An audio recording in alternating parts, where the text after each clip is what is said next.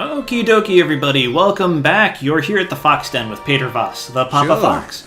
And we're going to continue playing Pillars of Eternity. When we last left off, we had finished up getting Kana's quest down in the Endless Paths. And we found this bit of a battle that we aren't quite strong enough yet to get through, or at least not in any reasonable manner.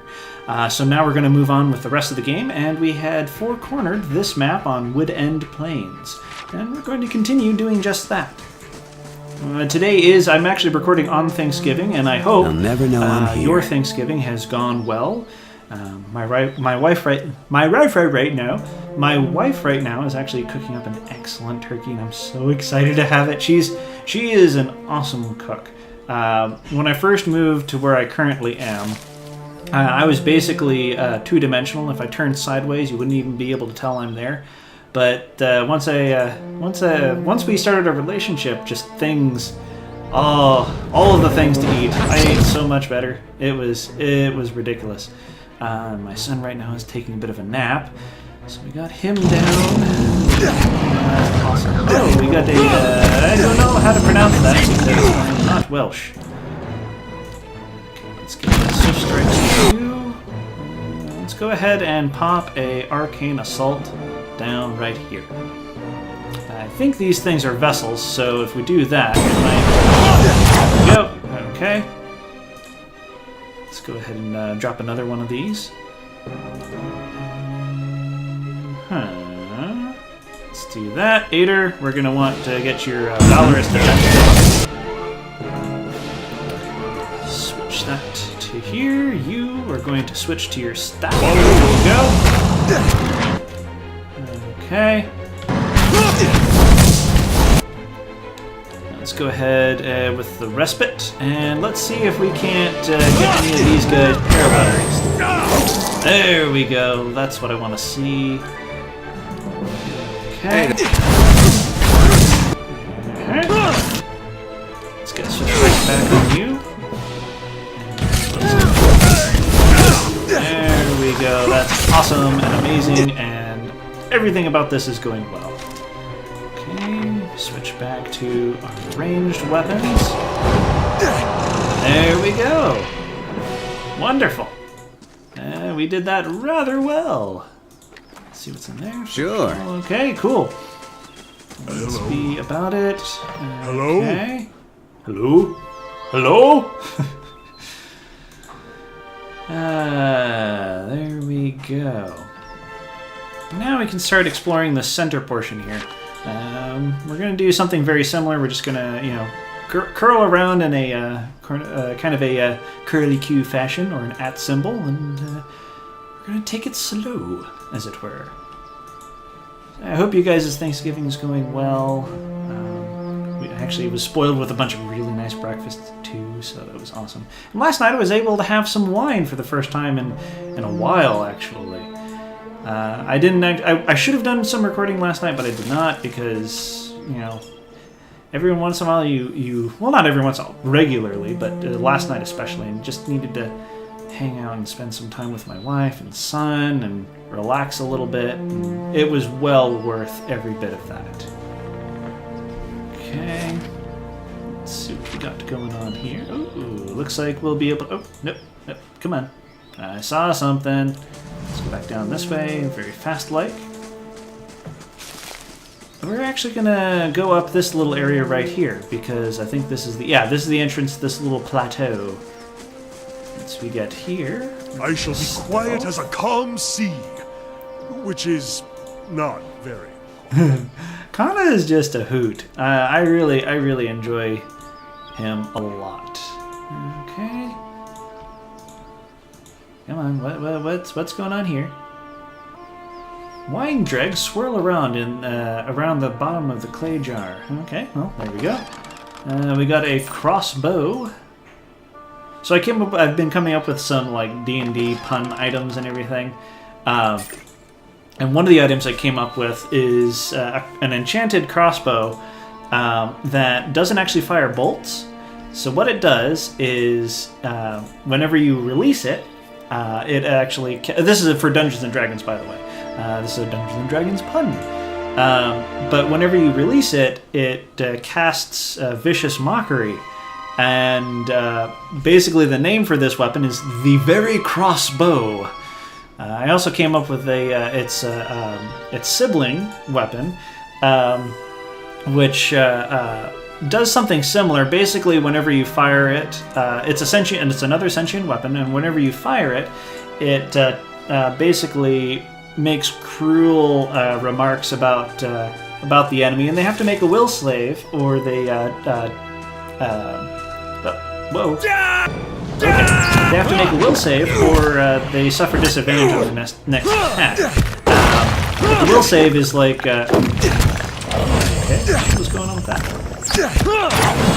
But the will save is against a remark that's like, okay, they're making very. The bow is making. Hey, mangling this joke. Holy cow.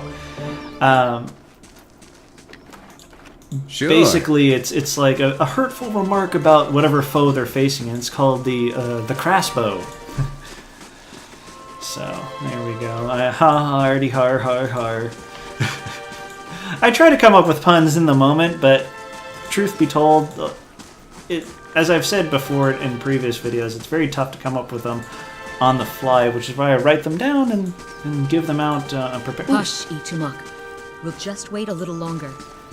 Here we go. Okay, let's talk with this person. A dwarven woman, dressed in skins and hides, leans against the road marker. Her face is turned down, her eyes darkened by a thick stripe of face paint. She's sharpening a bone arrowhead with a scrimshaw-handled knife. Her attention, however, is focused on a bear figurine between her feet. A large white-furred fox, standing at her heels, looks up at your approach. Easy, Itumak. It's not him. Who are you waiting for? Short version? I'm looking for a very, very old friend. I'm not sure what skin he's wearing now, but I'll know him when I see him. Your friend is supposed to meet you here? That's what I heard. Of course, the man who told me so was carrying a staff he claimed was made from dragon bone, but I know whitewood when I see it. That should have been my first clue, but I had to try something. Back up. What does the stranger have to do with your friend? The long version. Here we go. I'm from an island to the far south called Nasitak.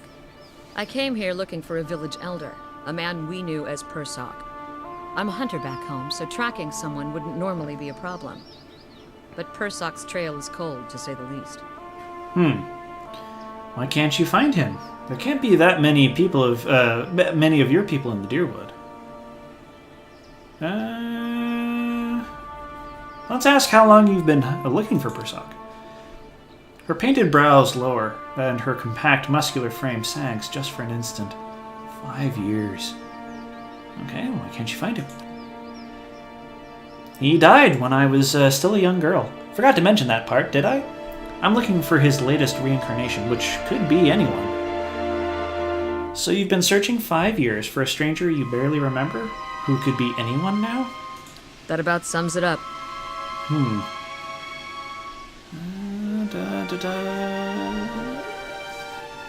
Why do you have to find Persok? She smiles wryly.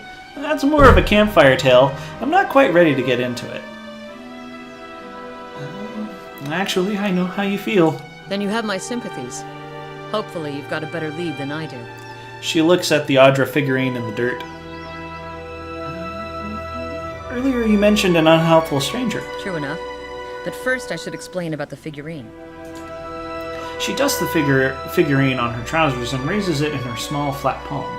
It's carved in the shape of a bear, smooth and round. The polished Adra is worn to a dull mat along its arched back and ovoid haunches. A soft glow emanates from within.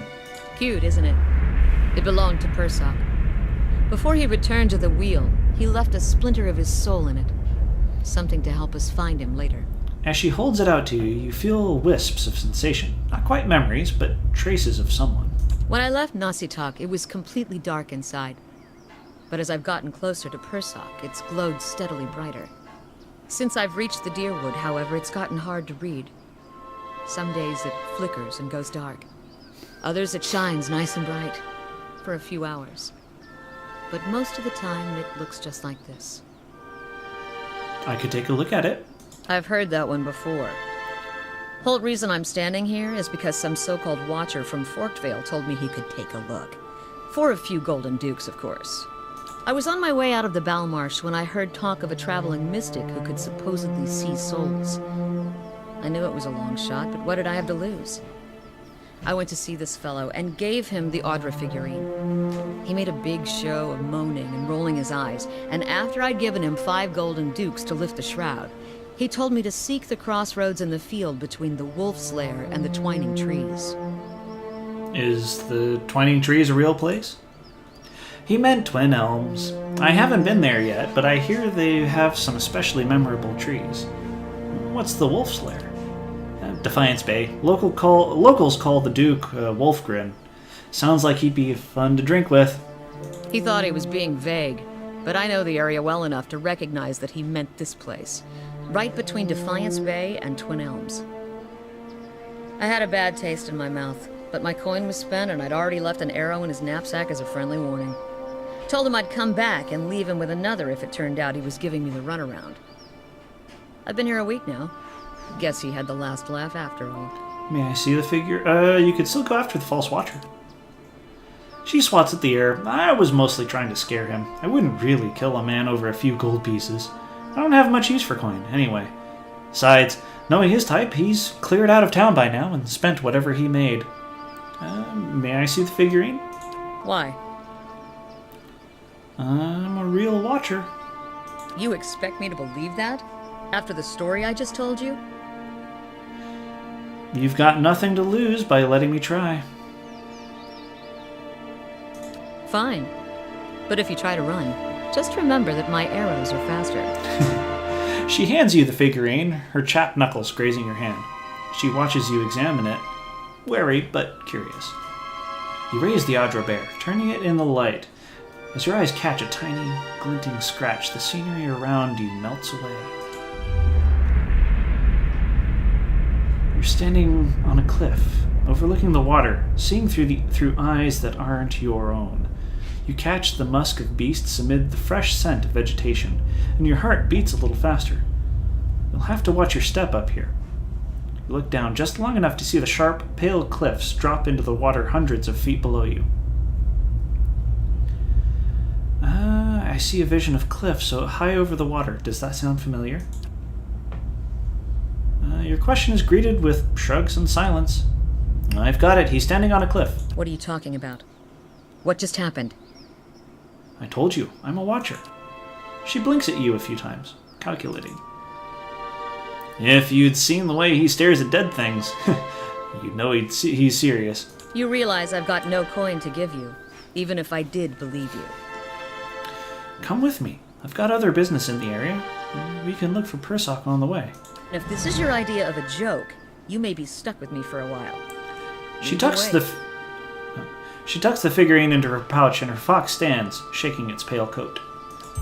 Okay, cool. We have Sagani. Sagani's a really awesome character as well. Again, all of the characters in this are just absolutely amazing and really cool. Like they did all of the writers for Pillars of Eternity did an absolute wonder making up these characters. Okay, so now we are going to talk with Sigani because, that's what we do every time. First, we're actually going to take a look at her. Weapon sets. We got the Masuk hunting bow. And she is a ranger. So let's go ahead and see what she can do. 6th level ranger, a boreal dwarf. Okay, she's very good at stealth and survival. And she has some talents already and some abilities.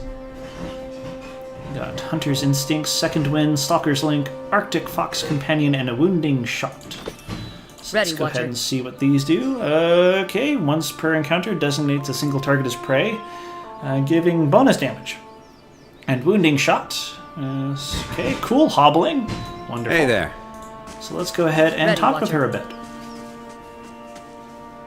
Sagani draws up beside you, her fox following at her heels, and takes a seat next to you. Even if you are putting one over on me, it's nice to have a hunting party again. Finding Persock must be important for you to have traveled so long. 5 years for me. Must be 30-something for Ichimak. Hearing its name, the fox looks up.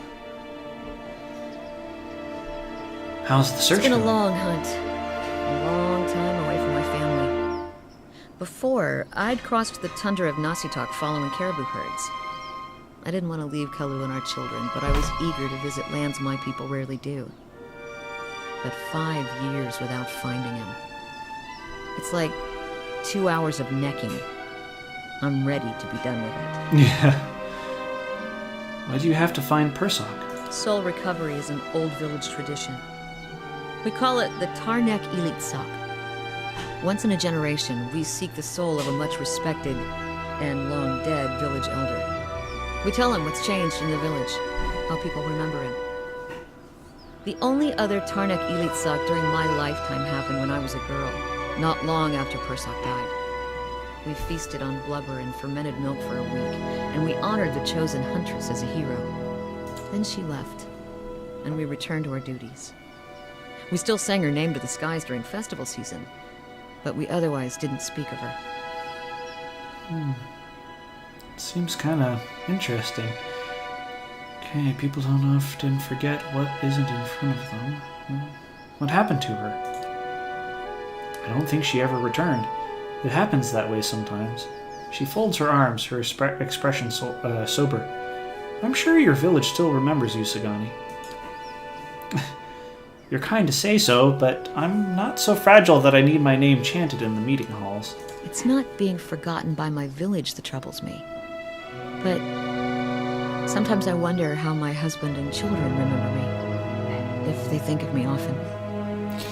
I know this would be so difficult to be, like, to have have happen to a relationship. I mean, I can only imagine how, like, service members, when their spouses go off on a tour of duty.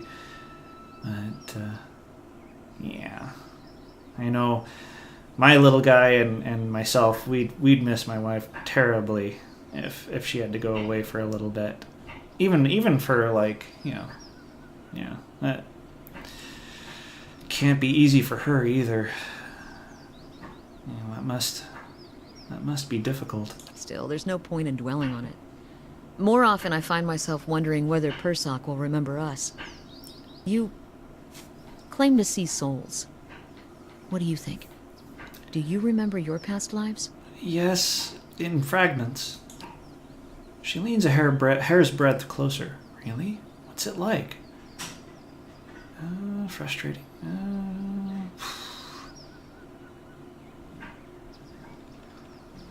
It's strange. It feels like I'm going crazy most of the time. She sits back. I don't envy you. Guess I'm lucky I only have to worry about someone else's past life. Makes me wonder what Persock remembers about our village.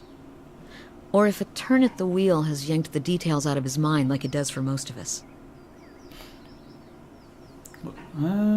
What would you tell him about your village? Masuk is probably much the same as it was 100 years ago. We live between tundra and frozen forests, and the land takes as much as it gives. But our hardships bring us together. And the elders truly unite us. They keep the stories of past generations, and they guide us from season to season, through good years and lean. Itamak brushes against her hip, and she scratches his head.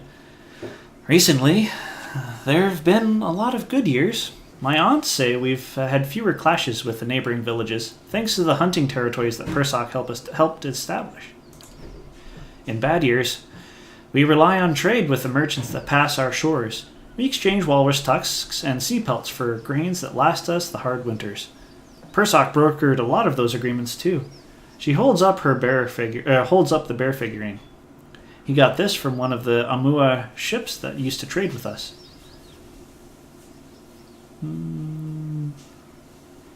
Masuk must be a tight-knit village. As family. Her voice grows quiet. She shoves the Adra bear back into her caribou skin pack.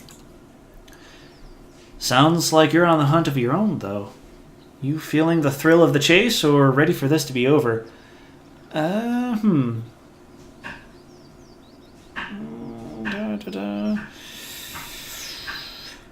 Yeah, I'm a homebody by nature.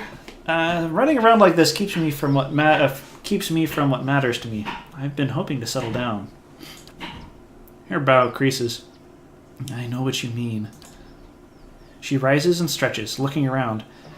Might as well keep moving while we've got some daylight. I'd like to talk some more. What's on your mind? Okay, now we're going to get into it. This is going to be another talky talk episode, so there we go.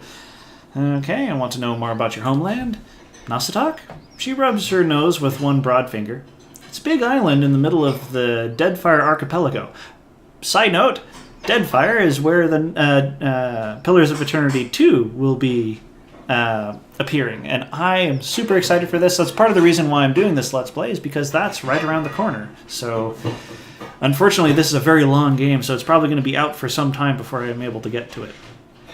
Just off the coast of the White That Wends. Tundra, mostly, with a few snow-covered forests in the warmer parts. Most of us live in fairly small villages, by standards here anyways. Mine is Masuk. What's Nasatak like? She shrugs. Cold, but not as cold as the White That Wends.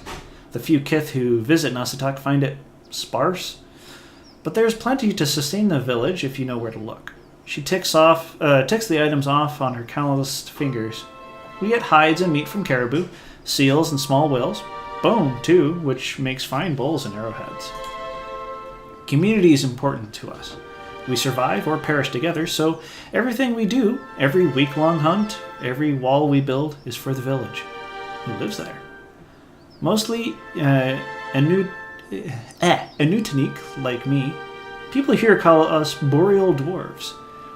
Migratory clans of the Glamfelin from the White That Wends sometimes spend the colder seasons on Nasatak, but we don't see too many other foreigners who can tolerate the elements.